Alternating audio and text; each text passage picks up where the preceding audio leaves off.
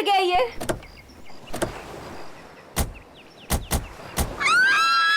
यहाँ मैं और आयशा रहेंगे। वाओ, थैंक्स करण।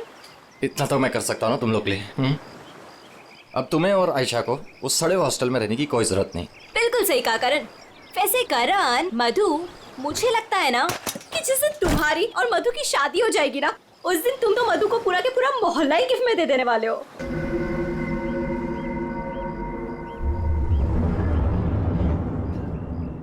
लगता है सामने वाले घर में कोई रहता है।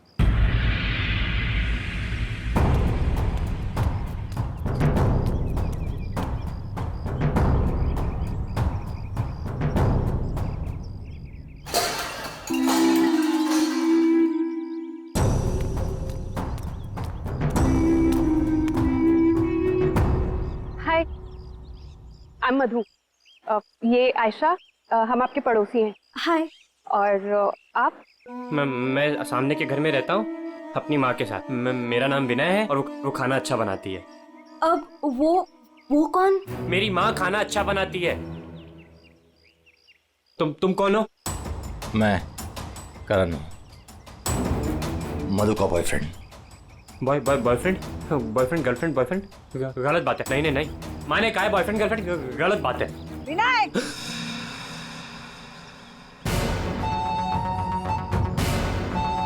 घर में चलो। कितनी बार मना किया है कि अजनबियों से मत बात किया करो। आ रहा हूँ ना।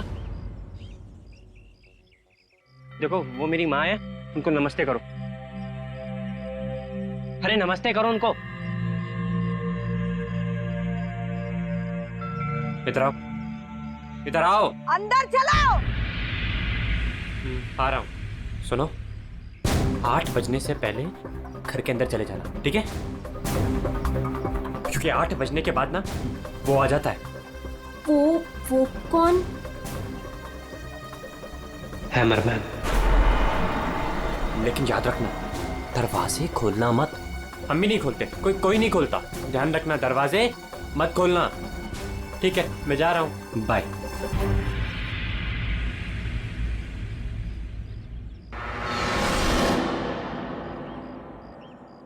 दिमाग खराब है इसका यार। इसकी माँ से बांध कर क्यों नहीं रखती है?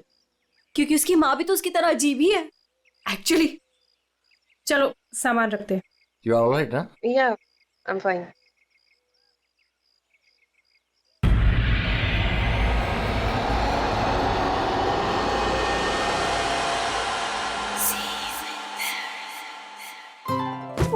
So beautiful. Thanks Karan, you really love me.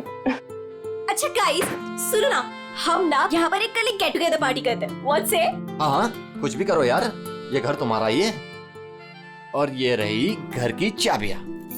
एक सेकंड, एक चाबी मैं रख लेता हूँ, क्या पता कब जरूरत पड़ जाए। आयशा, एक चाबी तुम भी रख लो। ये लो। थैंक्स। ओह नो, क्या हुआ? 6:40 हो गए। मुझे सर्विस सेंटर जाना था अपनी कार लेने, और उसके बाद फिर माँ को भी मिलने जाना है। करण, एक मिनट रुको। मुझे रास्ते में अपनी कजिन क्या ड्रॉप कर दोगे? वो प्रोजेक्ट कंप्लीट करना है मुझे। अरे तुम मेरे साथ चलोगी तो मधु का ख्याल कौन रखेगा? करण, मैं अपने घर में हूँ, जंगल में नहीं हूँ। तुम आयशा को लेकर जाओ, don't worry, I will be fine. Are you sure? Yes. Thanks Madhu. लेकिन मधु, अंदर से दरवाजा बहुत अच्छे से बंद कर लेना। ओके, ठीक है, चलो बाय।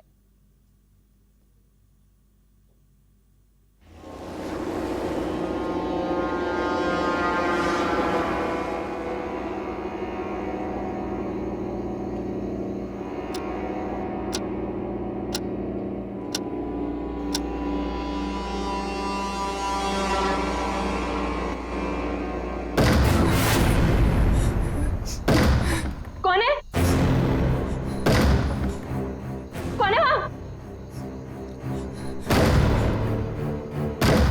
दरवाजा खटखटाना बंद करो। डरती नहीं हूं मैं।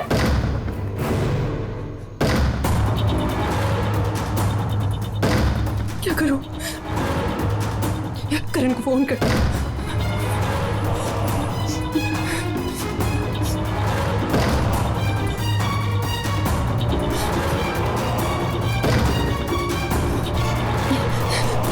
करण का फोन स्विच ऑफ जा रहा है।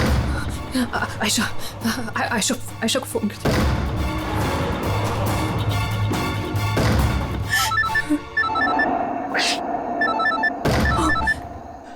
अब क्या करूं? अंधेरा करती हूँ।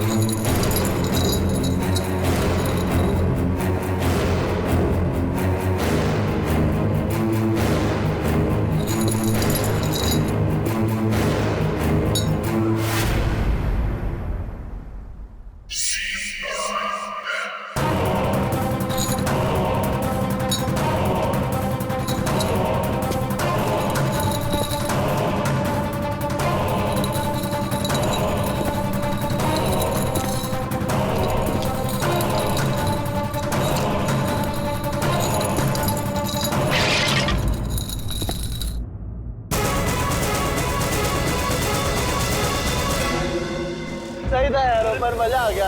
कल रात को तो क्या मस्ती मारी यार। अरे पूछो मत यार, मजा आ गया था बहुत। बस बस बस रोक दो भैया, रोक दो। Thank you. अरे मधु ना आज मेरी जान ही ले लेने वाली है। एक तो मैं अपना फोन भूल गई, रात को घर भी नहीं आई।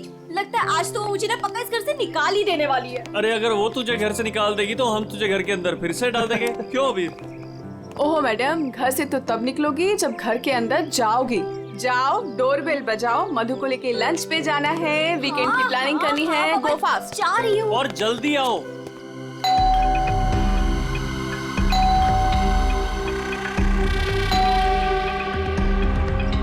लगता है ना मैडम अभी तक सो रही है, दरवाजा ही नहीं खोल रही है। आयशा, तेरे पास इस घर की एक्स्ट्रा चाबी है ना? हाँ है। तो उस चाबी का क्या अचार डालेगी? जब चाबी है तो गेट खोलना, डोरबेल क्यों बजा रही है? ओ हाँ, मैं भी ना बिल्कुल पागल हूँ।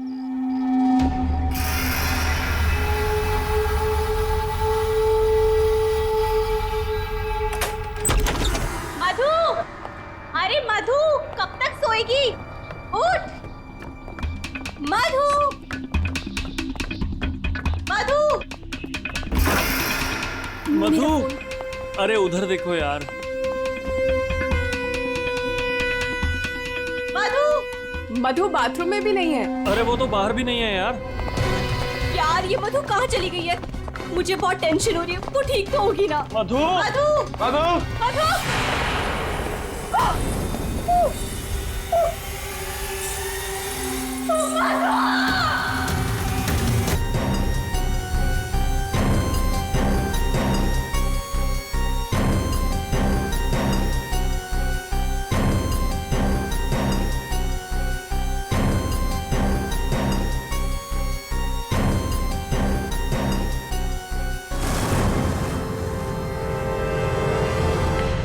Abhijit,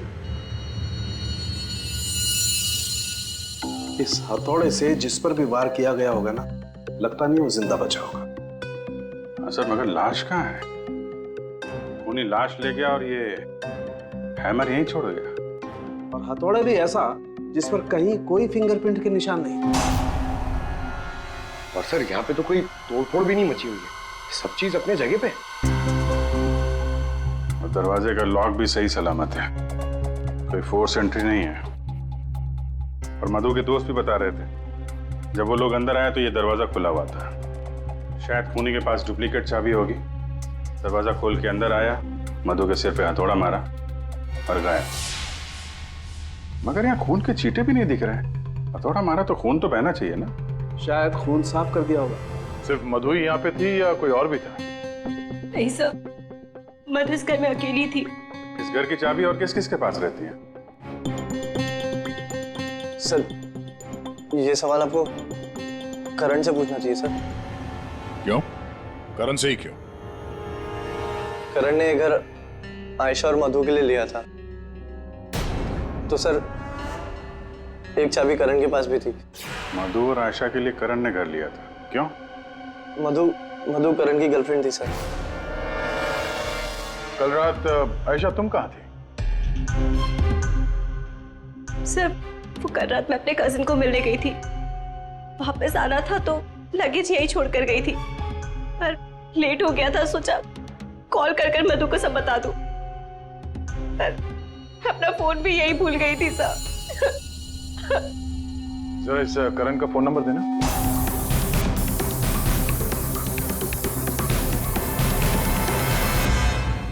sir of. वो मेरे पास उसकी मम्मी का नंबर है। कल करण जब मुझे कजिन के यहाँ छोड़ने गया था तो कह रहा था कि वो घर जा रहा है मम्मी के पास।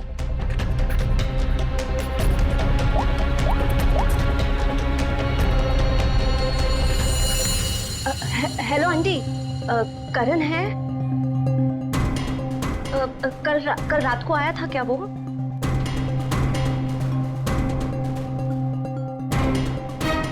नहीं आंटी, कुछ नहीं, हो सकता है मधु के यहाँ गया हो। मैं आपको बाद में कॉल करती हूँ। तो करण कल रात अपने घर भी नहीं पहुंचा और यहाँ भी नहीं आया। सर मुझे आपको एक बात बतानी थी। वो हमारे नेबर्स जो है ना, उन्होंने कहा था कि यहाँ पर एक हैमरमैन आता है रात को, तो कहीं उसने तो कुछ नहीं कर दिया? हैमरमैन? किसने बताया तुम्हें? ये कौन है? नहीं बेटा, कोई आ रहा है। हाँ माँ, कोई याद हो रहा है।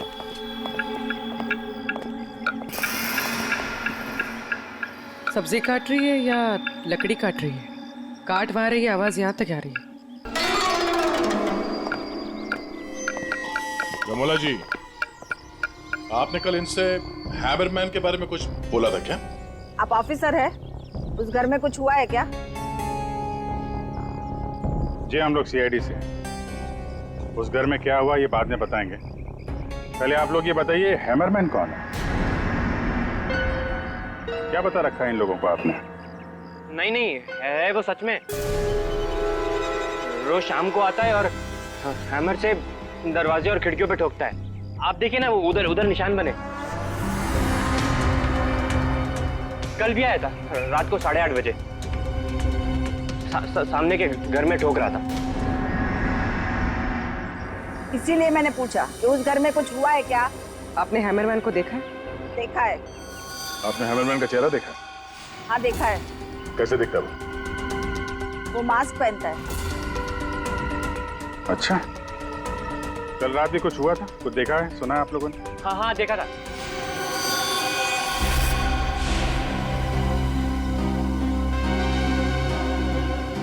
रमोला जी, अभी आंख दिखाने से कोई फायदा नहीं। बोलो, क्या देखा था तुमने? कल रात 8:30 बजे मैंने खिड़की से देखा कि बस फिर मैंने नहीं देखा। माँ ने खिड़की बंद कर दी।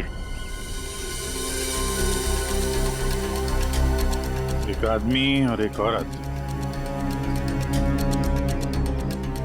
वो आदमी तो करण हो सकता है। और सर वो औरत? करण की कोई साथी? दोनों अंदर गए, मधु का खून किया और लाश लेके पीछे के रास्ते से निकल गए। एक बार पीछे की तरफ देख लेते हैं। आप लोग यहीं पे रुकिए। पूर्वी, इनसे हैमरमैन का स्केच बनवाओ। पीछे के दरवाजे से वही घुसेगा जिससे अपने पड़ोसियों की नजरों से बचना होगा। वो नहीं होगा जो मधु को लेकर निकल गया।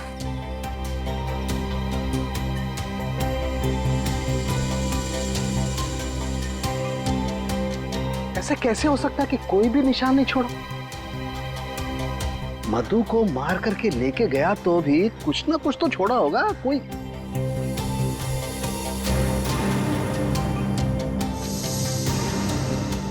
एक मिनट, ये क्या है?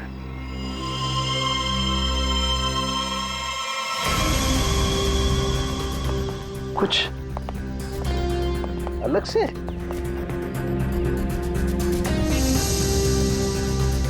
इतनी मिट्टी यहाँ पे?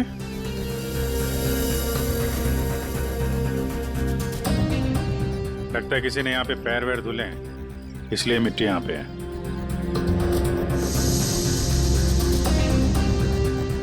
अभिजीत, ये मिट्टी में जो है ये बहुत खास है। ये देखो, इस मिट्टी में एल्गी है। शैवाल? शैवाल एक तरीके की काई होती है, और ये काई यहाँ की मिट्टी में नहीं हो सकती। ये तो ऐसी मिट्टी में होगी जो पानी वाली जगह होगी, कोई तालाब, कोई झील, कुछ ऐसा। झील, तालाब? ये तालाब है जो मधु के घर से सबसे नजदीक।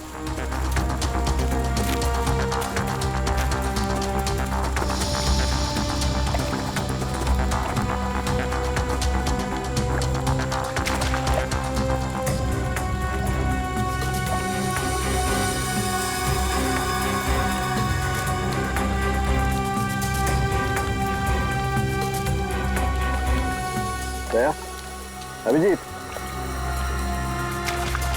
ये देखो, यही कीचड़ वाली मिट्टी उस मधु के घर में है। इसमें भी वही एल्गी है, वही काई। तब तो ये मिट्टी अपने आप तो नहीं आई होगी ना, कोई ले गया होगा यहाँ से। अरे यार पंकज, जो आदमी इस तालाब से मधु के घर गया होगा उसके जूते के साथ चली गई मिट्टी। अब गया तो वही होगा जिसके पास मधु के घर की चाबी थी।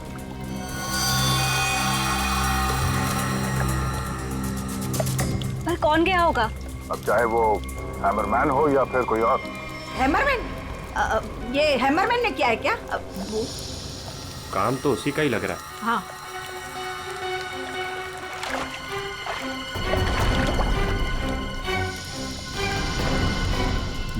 हाँ, वहाँ नीचे कुछ दिख रहा है।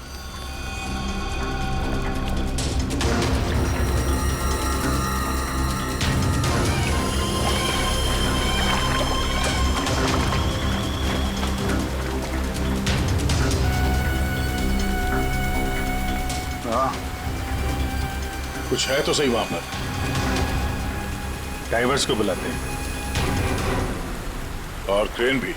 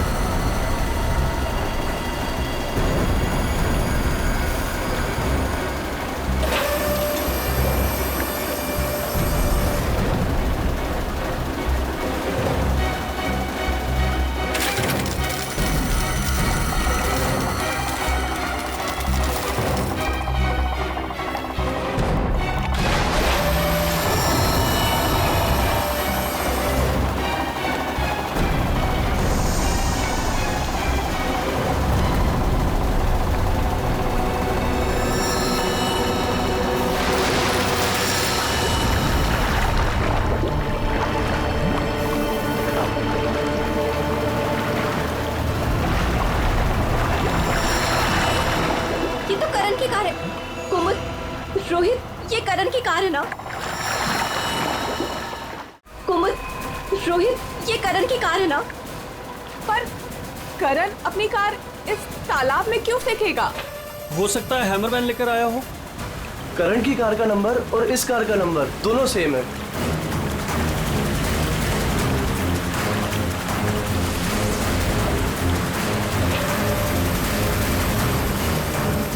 लेकिन ये कार यहाँ आई कैसे होगी? और जाहिर सी बात है, करण की कार अपने आप इस झील में तो नहीं गई होगी। और कल करण ने आयशा से कहा था ना कि अपनी माँ के घर जा रहा है, तो अपनी माँ के घर तो नहीं गया, मधु के घर गया। मधु के घर की चाबी भी थी उसके पास। लगता है ये करण ही हैमरमैन हो। ये हैमरमैन के साथ मिलके उसने मधु का खून कर दिया, लाश इसमें डाल दी और कार पानी में फेंक दी। आप लोग यहीं पे रुकिए।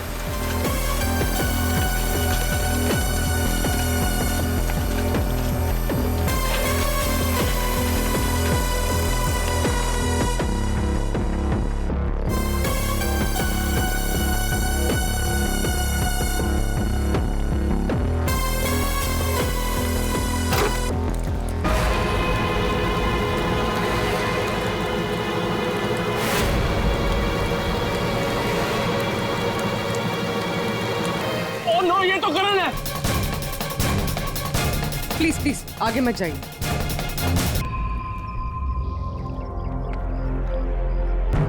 खोपड़ी बुरी तरह से टूट गई है, किसी भारी चीज से वार किया है। थोड़े से ही मारा होगा, हैमरमैन ने मारा है। सर मतलब हैमरमैन ने करण को मारकर लाश गाड़ी में डाल दी और गाड़ी तालाब में फेंक दी। फेंका नहीं पूर्वी, इधर ढलान पे धक्का दिया और गाड़ी सीधा झील में।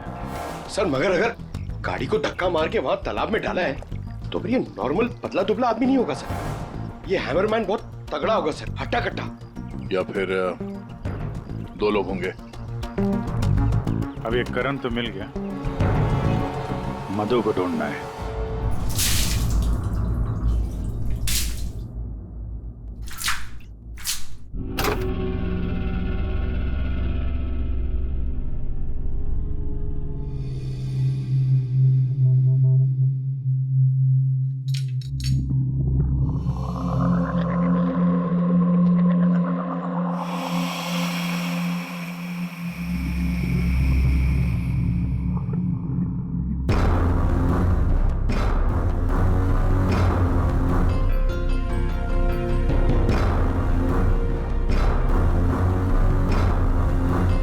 कपड़े का टुकड़ा,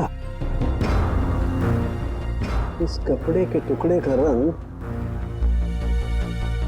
करण के कपड़े के टुकड़े से तो मैच नहीं करता है, तो शायद ये खूनी का होगा। सर क्या बता रही? सर इस कपड़े के टुकड़े के अलावा और भी ऐसा कुछ है जो हमें बहुत कुछ बता सकता है। अंगूठी डायमंड की है, लगता है कार चलाते समय गियर बदलते वक्त गिर गई होगी। जो लड़की कार चला रही होगी तो तारिका कार चलाने वाला इस मिरर को भी जरूर एडजस्ट तो करता ही होगा ना, क्या बोलती है? सही बात। तो फिर ये मिरर भी कुछ ना कुछ कहानी जरूर बताएगा।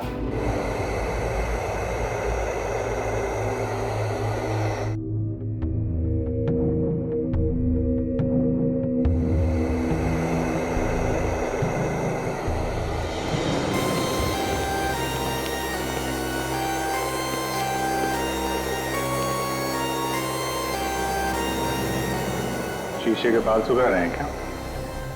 पूरा शीशा सुखा रहा हूं, जब ये सूख जाएगा ना बहुत कुछ बोलेगा, लेकिन फिलहाल ये करण ने और अंगूठी ने जो बोला है वो सुन लीजिए। इस हथौड़े पर जो खून लगा है ना, बस ये करण के खून से मैच होता है। मधु के घर में करण की ही हत्या हुई। और सर ये हीरे की अंगूठी मिली हमें उस गाड़ी में से, ड्राइवर सीट के नीचे पैरों के पास। ये अंगूठी? ये तो मधु की है। हाँ सर, हमने मधु के घर से उसके कुछ फोटोग्राफ्स लिए थे, उसमें मधु ने यही अंगूठी पहन रखी।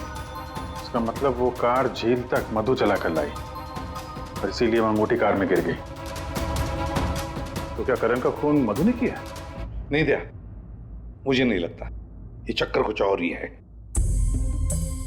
अगर ये अंगूठी मधु रेगुलरली पहना करती थी तो इतने आसानी से उंगलियों से निकलेगी ही नहीं ना, वो गिरेगी ही कैसे? वो तो जरूर वहां पर जानबूझकर डाली गई थी ताकि सारा शक मधु पर जाए और हम मधु के आसपास ही घूमते रहे। और सर मधु का भी अभी तक कुछ अता पता है नहीं। लो भाई, इस शीशे ने भी मुंह खोल दिया है। ये देखिए, इस पर बहुत सारी उंगलियों के निशान हैं। मधु यहाँ पर है नहीं, वरना उसकी उंगलियों से मैच करके दे। कोई बात नहीं सर, जब मधु मिल जाएगी तो मैच कर लेंगे। काम करते हैं, 7 बजे से लेकर 9 बजे तक ये करण कहाँ था इसके डिटेल्स निकालते हैं, अपने आप सब कुछ पता चल जाएगा। तो करण का सेलफोन डेटा जो हमें मिला उससे ये पता चलता है कि करण और आयशा 6:44 पर मधु के घर से निकले थे और उसके बाद 7:15 पर करण ने आयशा को ए ब्लॉक पालिन चौक ब्लू पार्क पे ड्रॉप किया था और वहां से करण को जाना था अपनी माँ के घर बराली, लेकिन वहां ना जाकर ये वापस मुड़ता है और मधु के घर की तरफ आता है। और उसी रास्ते में 5 किलोमीटर तक जाने के बाद सर करीब 7:30 बजे जेसी मार्केट फुलवाड़ी में वो रुकता है और यहाँ पे एक और नंबर आके उससे मिलता है सर। और ये नंबर करण के साथ करीबन 10 मिनट तक रहता है और उसके बाद वो नंबर गायब हो जाता है और वहां से करण मधु के घर पहुंचता है 8 बजे और 8:40 पर उसका फोन बंद हो जाता है। दूसरा नंबर किसका है जो करण से जेसी मार्केट में मिला था? सर रोहित का। रोहित,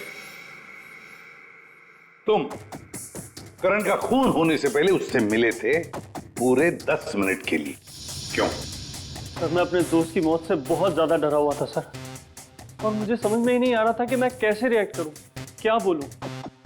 वो तो अचानक से उस दिन मैं उसे जेसी मार्केट में मिला, मैंने सडनली उसे वहां देखा। अरे करण, हे रोहित, कैसा है यार? कैसा है मेरा भाई?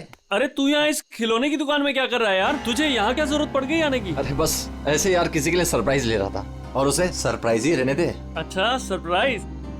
चल यार, मुझे थोड़ी जल्दी है। कल मधु के इधर तू आ रहा है ना पार्टी में? हाँ हाँ कल आ रहा हूँ ना। लेकिन तू जा कहाँ रहा है? बस यार थोड़ा जल्दी में हूँ। अरे मैं तुझे छोड़ देता हूँ, चल। मेरी कार पार्क है यहाँ, तू कल मिल मुझे। अच्छा चल चल, सी यू, बाय। और मेरे लिए तो ये सरप्राइज की बात थी सर, क्योंकि मैं उससे 2 महीने बाद मिल रहा था। ठीक है, तुम जा सकते हो, लेकिन जब तक इस केस की तहकीकात पूरी नहीं होती तुम ये शहर छोड़कर कहीं नहीं जाओगे। जाओ।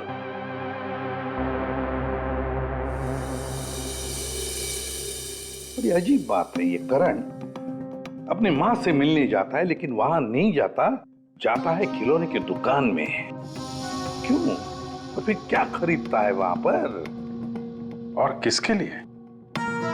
उसने वहां से जो कुछ भी खरीदा होगा वो लेकर वो सीधे मधु के घर गया। तो कहीं उसने वहां से ये मास्क तो नहीं लिया? और वहां से वो मधु के घर पहुंच गया जहां पे हैमरमैन उसका इंतजार कर रहा था, जिसने खून कर दिया उसका। अब ये तो कुमुद ही बता सकती है। कुमुद? सर आखिरी बार करण की बातचीत फोन पर कुमुद से हुई थी और विनय ने भी बताया था सर कि उस रात हैमरमैन के आने से पहले घर के बाहर उसने गाड़ी के हेडलाइट पे 2 लोगों को देखा था सर, एक लड़का और एक लड़की। और उस लड़की के हाथ में कुछ ऐसा था जो चमक रहा था। सर कुमुद के हाथ में भी एक ब्रेसलेट है, वही चमक रहा होगा। ये कुमुद और करण होंगे घर के बाहर।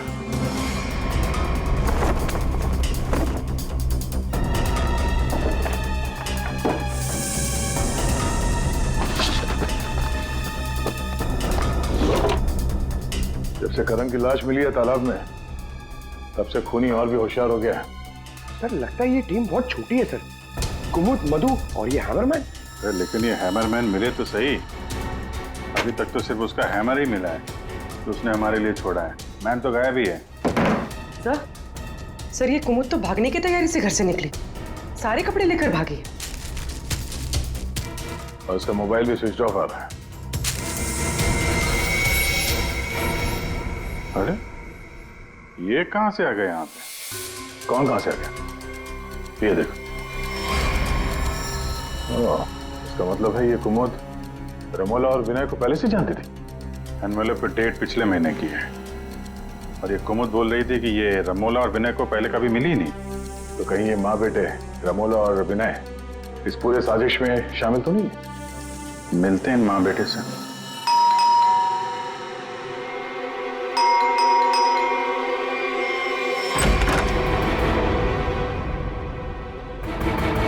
पूरी पंकज घर की तलाशी लो, देखो कोई है क्या अंदर।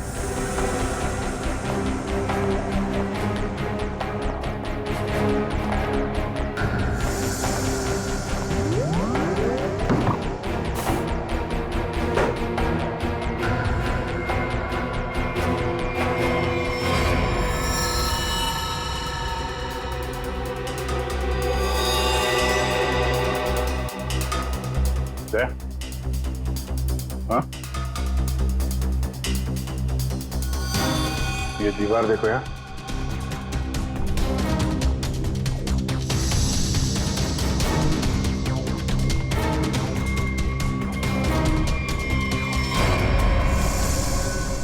अभी ताजा है।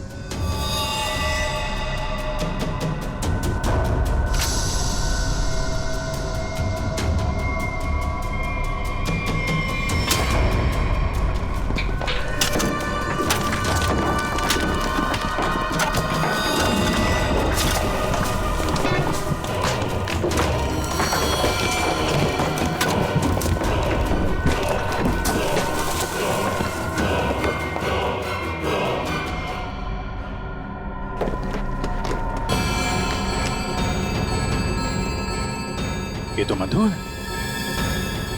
मार के गाड़ दिया दीवार के अंदर, इसीलिए हमें ये कहीं मिल नहीं रही थी।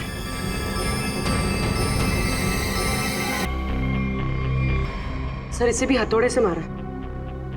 इसके सर पे भी वैसी ही चोट है जैसे करण के सर पे थी। यार ये जो कुछ भी हुआ है कल रात 8:30 बजे के बाद ही हुआ है। बारिश के दिनों में ये दीवार इतनी जल्दी सूख कैसे गई? इस दीवार के प्लास्टर को सुखाने के लिए कहीं से हीटर या इंडस्ट्रियल हीटर मंगाया होगा। सर अभी यहाँ पे रास्ते पे मोड़ पे मैंने एक वो जो इंडस्ट्रियल इक्विपमेंट भाड़े पे देते ना सर, उसकी दुकान देखी थी सर। जाके पता करो। वो नहीं है, बहुत चालाक, अच्छी प्लानिंग कर रखी थी। इसको मालूम था कि मधु यहाँ सामने वाले मकान में रहने आने वाली है। और यहाँ पे हैमरमैन होने का अफवाह फैला दिया ताकि शक उस पे नहीं हैमरमैन पे जाए। और तीनों फरार हैं, रमोला, विनय और कुमुद। सर मैंने इंडस्ट्रियल हीटर के सप्लायर के बारे में पता किया। इनको रमोला और विनो के बारे में पता है, इन्होंने ही सप्लाई किया था वो हीटर। अच्छा, अब जरा ये फोटो देखिए। यही माँ बेटे आए थे आपके पास? हाँ सर, ये तो मेरे बहुत पुराने ग्राहक हैं। पुराने ग्राहक? जी सर, वो मेरे पड़ोस वाली दुकान से नाटक का सामान लेते थे भाड़े पर। और सर ये कोई किराएदार नहीं है, ना ही माँ बेटे, एक नंबर के फ्रॉड हैं, फ्रॉड। अपने आप को एक्टर बताते हैं सर। आपको पता है ये दोनों कहाँ रहते हैं?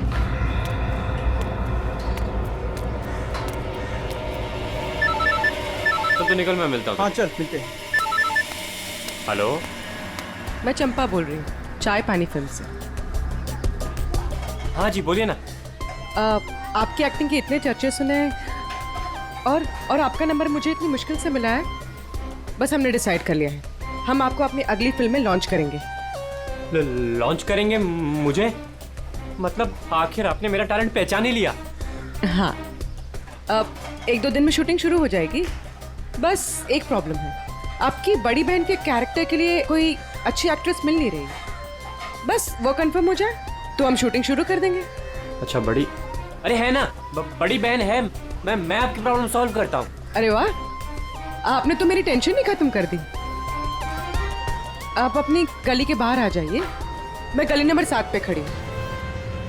अरे तेरी, अरे मौसी बाहर निकलो। क्या है? अरे बाहर निकलो। क्या हुआ? अरे अपनी किस्मत खुल गई, रोल मिला है अपने को। रोल? हाँ। कौन दे रहा है? कहाँ? अरे बाहर खड़े हैं ना गली के, तुम चलो मेरे साथ। चलो चल, चल, चल। चलो चलो।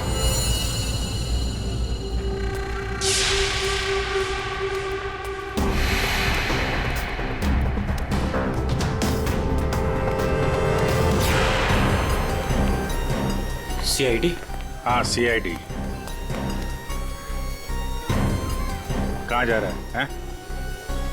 अच्छे मुजरिम का किरदार तो तुम लोगों ने निभा दिया, अब जरा एक अच्छे गवाह का किरदार भी निभाओ और ये बताओ कि कुमुद कहाँ है?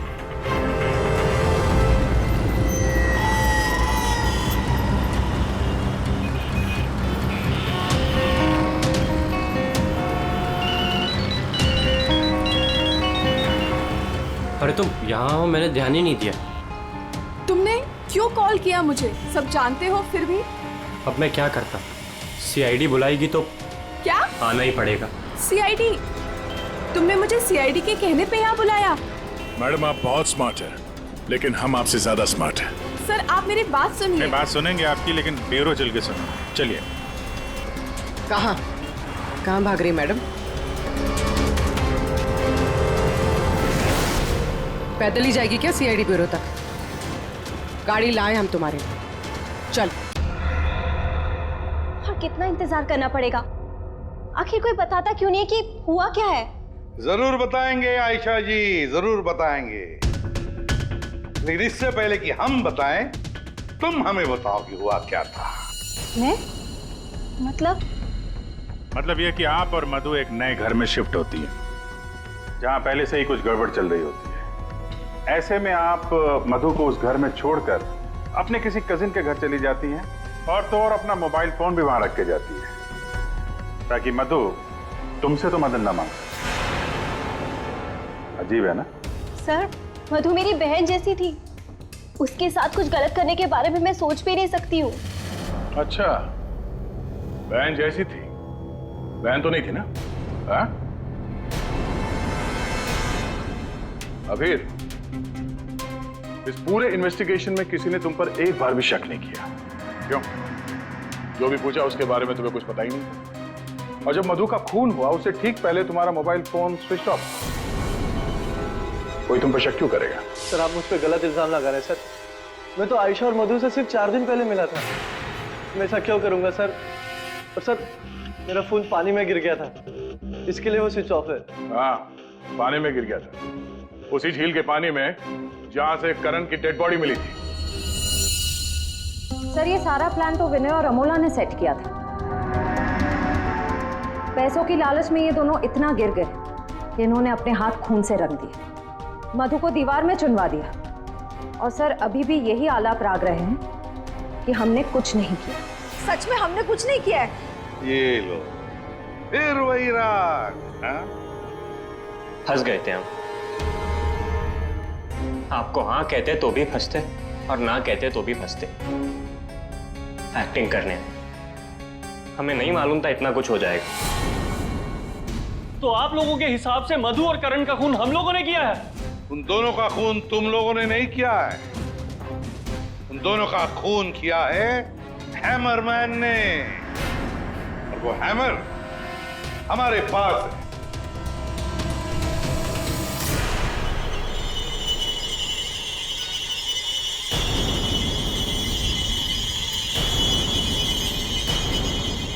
कुमुद, ये कहाँ थी? ये हैमर छुपाने गई थी, हमने ढूंढ निकाला, है ना? I'm sorry रोहित, मुझे माफ कर दो। तुमने मुझसे वादा किया था कि तुम मेरा नाम नहीं लोगे, मैं तुम्हें छोड़ूंगा।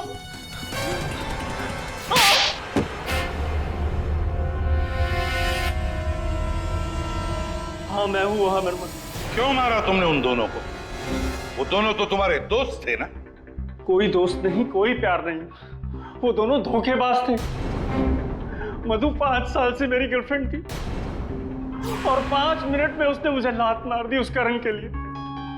जानते हैं क्यों?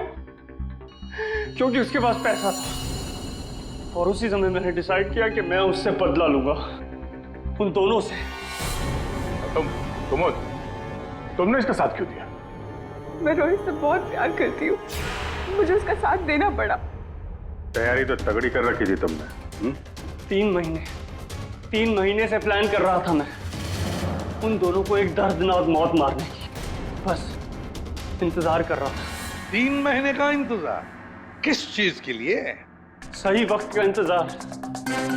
और वो सही वक्त तब आया जब मुझे करण ने मधु के लिए घर ढूंढने के लिए कहा, और उसे मैंने ये वाला घर दिला दिया, और उसके बगल वाला घर मैंने कुमुद के नाम से रेंट पर ले लिया, और वहां इन दोनों घोचुओं को रखा, इन बेवकूफों को।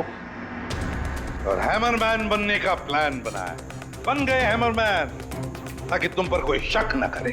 हाँ, मानना तो मैं करण को भी चाहता था, लेकिन उस रात नहीं। उस रात मैं सिर्फ मधु को मारने आया था। मैं हैमरमैन बनकर मधु के घर में घुस गया।